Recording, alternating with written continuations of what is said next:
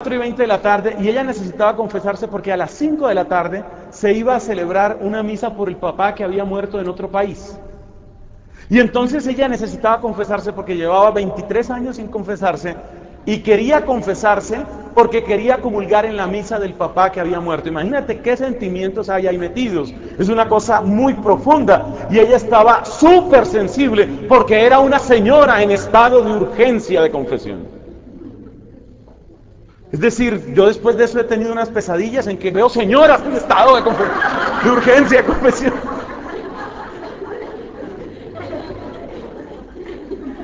Es impresionante, es impresionante. He soñado también con tractomulas y créanme que no es igual. Bueno, el hecho es que esta señora con urgencia terrible de confesión me dice que necesita confesarse porque es de su papá, porque... Y empiezan una serie de ideas tan complicadas, porque dice ella, ¿cómo no voy a comulgar en la misa de mi papá? ¿Cómo no le voy a dar a mi papá esa comunión? Y yo como que se me cruzaban todos los circuitos en mi pobre cabecita, y yo decía, Dios mío, pero ¿cómo así? Es que la confesión es por el papá, la comunión es para dársela al papá, ¿cómo así? Es decir, no es comulgar por unirme con Cristo, no es comulgar para darle eso a mi papá que además murió.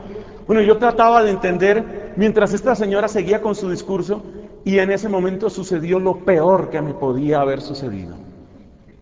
Resulta que la señora que estaba en grave urgencia de confesión estaba viviendo en adulterio.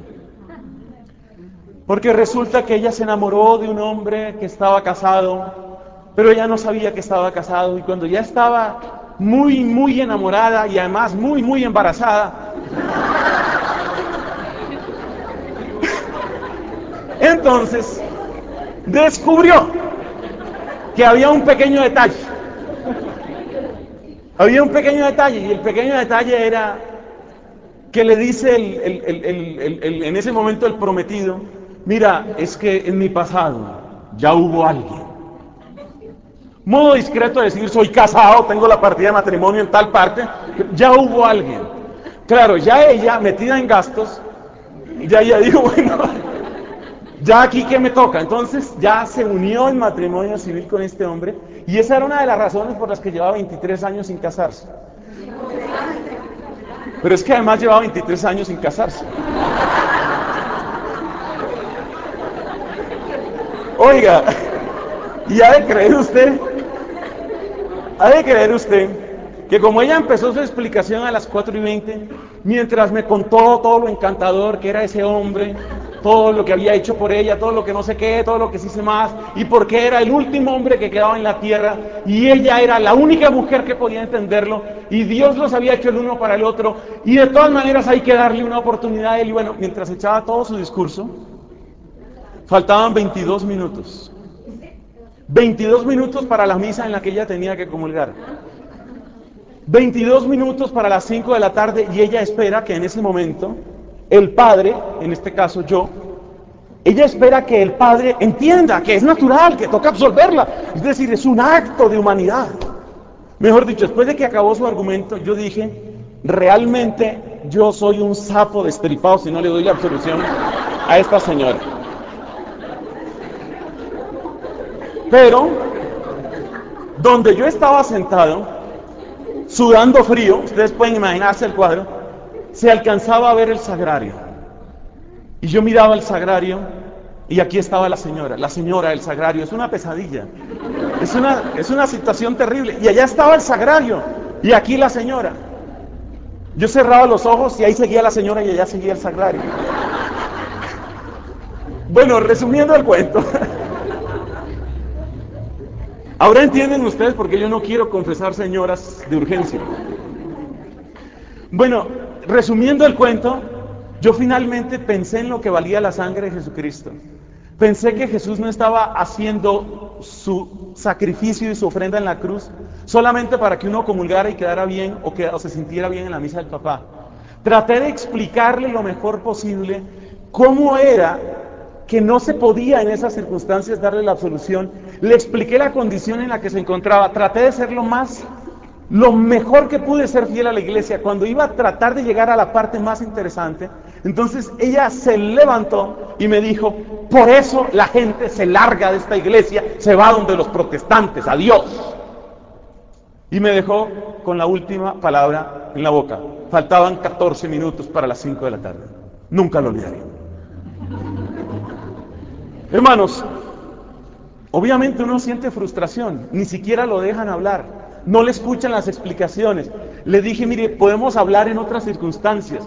Con esta presión de tiempo no es posible, esto no se puede manejar así. No. Ella creía que estaba sacando una fotocopia o autenticando un documento.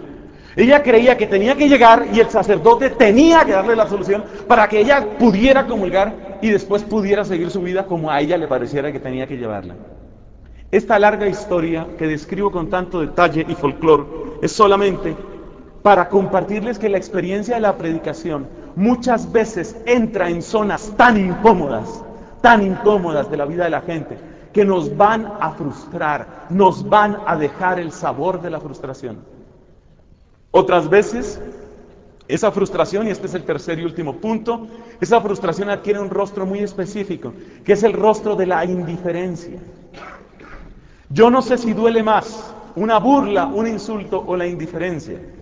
Si le hacemos caso a la canción, es la indiferencia lo que más duele. Porque hay una canción que en todo caso mi papá la oía cuando yo era niño, que decía algo así como que prefiero el odio a la indiferencia, o dame odio, pero no indiferencia. Había una cosa así. Si esa canción, bueno, mi papá tiene 71 años, ¿no? El hecho es, si esa canción es verdadera, pocas cosas duelen tanto como la indiferencia. Un predicador tiene que prepararse para un síndrome que es el síndrome de cero respuesta. Eso sí que duele. Que tú le trates de expresar a alguien todo lo que significa Jesús, el Evangelio, la gracia, tu testimonio, y la otra persona quede como un témpano, quede indiferente. A veces no es una persona, a veces puede ser un grupo entero, a veces ese grupo es tu propia familia, a veces ese grupo son tus mejores amigos o tus mejores amigas. Eso lastima muchísimo, muchísimo. Y en esos momentos incluso podemos sentirnos tentados a dar pie atrás, porque es muy duro. Especialmente cuando nos ligan afectos de carne, de sangre, o afectos de amistades que llevan mucho tiempo. Es muy duro sentir que los amigos que nos han acompañado en tantas cosas, cuando los queremos tomar de la mano, los queremos llevar a Jesús, nos dicen, no, allá no me interesa. Es muy duro eso, porque seguramente las primeras personas que nosotros quisiéramos llevar a los pies de Jesucristo son esos amigos, son esas amigas que han estado cerca de nosotros. Y eso es muy duro. Y son esas personas las que, porque nos respetan, no nos van a herir, pero nunca se van a convencer. Y a veces, la única manera de que una persona de esas se encuentre con Cristo es que le prediquen por allá en otro lado, porque a nosotros no nos escuchan. Eso duele muchísimo. Y un predicador que quiera ser honesto, que quiera formarse a fondo, tiene que contar siempre con una posible respuesta de indiferencia. ¿Por qué hemos hablado de estas tres que se parecen mucho? Soledad, frustración, indiferencia. ¿Por qué? Porque en esos tres momentos el predicador tiene que tomar una opción. Su opción es o retrocedo o avanzo. No hay nada más que hacer. En esos momentos no podemos quedarnos quietos. O seguimos adelante o damos pie atrás. ¿Y dar pie atrás qué es? Dar pie atrás es dejar de predicar.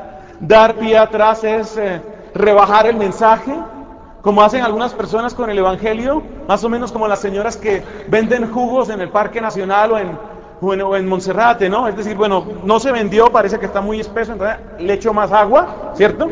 Aguar el jugo para ver si así sí se vende. Eso hacen muchos predicadores. A ver, si un mensaje como el de la Iglesia Católica, con tantas cosas morales, que eutanasia, que métodos anticonceptivos, no, eso está como muy complicado. Vamos a aguar ese mensaje, aguar el mensaje para ver si se vende. Hay gente que hace eso.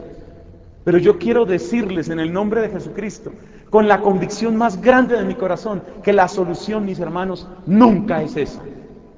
Si tú te metes a aguar el mensaje, por favor no vuelvas a decir que eres Iglesia Católica. Desde luego que lo puedes hacer, estamos en un país en el que existe la libertad religiosa, pero por favor no digas que eso es Iglesia Católica. Di que tú eres un predicador, di que eres cristiano y empieza a averiguar cotizaciones para el Coliseo del Campín. Y reúne allá o en cualquier otro lugar tu iglesia y punto. Será tu iglesia, ya no será la iglesia de Jesucristo. Será tu opción, será tu grupo, ya no será lo que cree la iglesia que Jesús fundó a precio de su sangre y con el testimonio de sus apóstoles. Por eso, cuando llega ese momento, ¿qué es lo que necesitamos? Aquí es donde queríamos llegar. Amor a la gloria de Dios. Si el predicador depende del aplauso, del cariño, de la aceptación, del dinero de otras personas, jamás seguirá hasta las últimas consecuencias. El único que llegará siempre hasta las últimas consecuencias es el que está, como decía la canción de hace un rato, enamorado de Jesús, enamorado. El que esté enamorado de Jesucristo, el que sienta que se debe a Jesucristo radical y totalmente en todas las fibras de su ser, quien sienta que verdaderamente sin Jesús no es nada, el que sienta que lo único que le interesa es que brille la gloria del Señor, el que esté apasionado por la causa del reino de los cielos, el que sienta que sin Jesús no puede vivir, ese es el que va a seguir siempre adelante, aunque se quede muy solo, aunque experimente muchas frustraciones o aunque se encuentre con un muro de indiferencia. Por eso necesitamos enamorarnos de la gloria de Dios atravesando el umbral de la cruz. Necesitamos como predicadores, porque ¿qué es, hermanos? Soledad, frustración, indiferencia, ¿qué es? Cruz, cruz. Necesitamos traspasar el misterio de la cruz para descubrir la gloria de Dios en la Pascua. Necesitamos pasar por esas cosas. Solo así somos invencibles. Solo el que ha pasado por la cruz se vuelve verdaderamente independiente. Es decir, no depende ni de gratitudes, ni de aplausos, ni de aceptación, ni de dinero, ni de nada. Y el que no depende de nadie tiene una palabra libre como el viento. Tiene una palabra que puede ser tomada por el viento de Dios. Si tú quieres que tu palabra esté cargada del Espíritu Santo, si tú quieres que tu palabra sea viento de vida, si tú quieres que tu palabra sea ese viento y quieres ser libre como ese viento, pues no puedes estar agarrado, no puedes estar dependiente de que te van a maltratar, no te van a agradecer, te van a dejar solo, te van a aislar. Eso no se puede depender de eso. Por eso los grandes predicadores, aunque a veces no sean los más reconocidos, los grandes predicadores son siempre hombres y mujeres con una palabra que no tiene compromiso con nadie, que no se casa con nadie, que a nadie le rinde cuentas, sino a Dios nuestro Señor presente en su santa iglesia. Y eso es hermoso, llegar a esos niveles de unión con Jesucristo y con su iglesia, y no tener negocios ni negociados, ni compromisos ni dependencias con nadie más. Esa pasión por la gloria de Dios es la que le da una libertad soberana a nuestra palabra. Y tener una palabra así, hermanos, es poner en las manos de Jesucristo un instrumento que es lo que tú quieres ser seguramente. Dale libertad así a tu palabra y tú serás un maravilloso instrumento en las manos de Jesucristo. Un instrumento maravilloso para llevar el Evangelio a muchas personas, grupos e incluso pueblos y naciones. Pidamos al Señor con espíritu de fe, porque todos evidentemente tenemos nuestras cobardías y todos evidentemente nos asustamos y todos nos entristecemos. Es decir, el hecho de que uno quiera ser valiente no significa que no llore. Y el hecho de que uno quiera ser audaz no significa que no sienta miedo. Recuerda, el valor no es carecer del miedo, sino vencerlo. Tener valor no es no sentir miedo. Tener valor es sentirlo y vencerlo. Y tú sentirás miedo. Sentirás miedo de que te aíslen. Sentirás miedo de que las cosas te salgan mal. Sentirás miedo de que nadie responda. Sentirás miedo muchas veces. Pero mostrarás que eres de Cristo, que eres del Cristo que se crucificó por amor a la humanidad, que eres del Cristo que resucitó glorioso, tú vas a mostrar que perteneces a ese Jesucristo, traspasando la barrera del miedo.